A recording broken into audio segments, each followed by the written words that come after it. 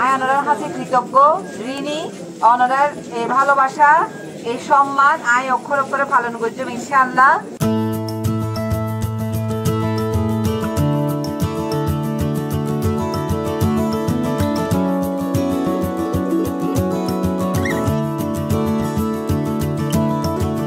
উপজেলা নির্বাচনে মহিলা ভাইস চেয়ারম্যান পদে ফুটবল প্রতীকে ভোট দিয়ে বিজয়ী করায় ভোটারদের সাথে কুশল বিনিময় করে কৃতজ্ঞতা জানালেন আওয়ামী লীগ নেত্রী অধ্যাপিকা রোমেনা আক্তার।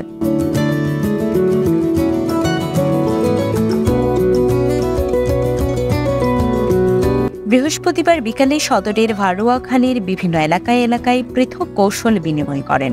অধ্যাপিকা রোমেনা আক্তারকে কাছে পেয়ে আবেগাপ্লুত হয়ে পড়েন সাধারণ মানুষ।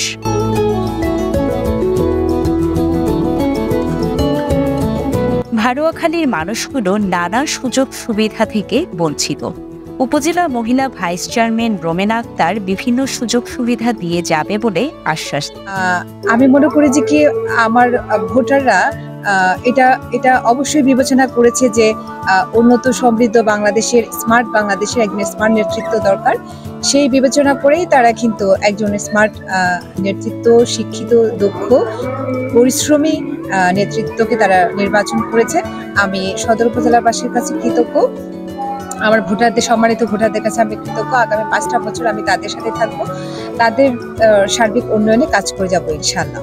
অধ্যাপিকা রোমেনা আক্তারকে উদ্দেশ্য করে ভারুয়াখালী এলাকার লোকজন বলেন, ভোটের পর অতীতে তেমন কেউ দেখা করতে যায় না তাদের সাথে, কিন্তু সেক্ষেত্রে ব্যতিক্রম অধ্যাপিকা রোমেনা আক্তারের প্রতি কৃতজ্ঞতা স্বীকার করে তারা নানা সংকটের কথা তুলে ধরেন তার কাছে।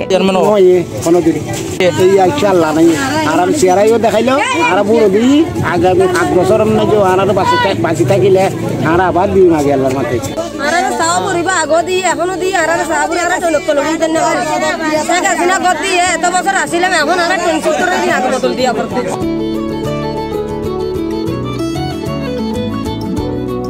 এ সময় স্থানীয় সমস্যাগুলো চিহ্নিত করে সমাধানের আশ্বাস দেন অধ্যাপিকা রোমেনা আক্তার। দেশকে দারিদ্রতার অভিশাপ থেকে মুক্ত করতে তার প্রতি আস্থা রাখার আহ্বান জানান।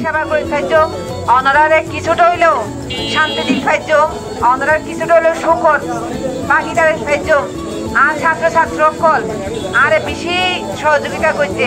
আই তার হাতে অনেক অনেক কৃতজ্ঞ।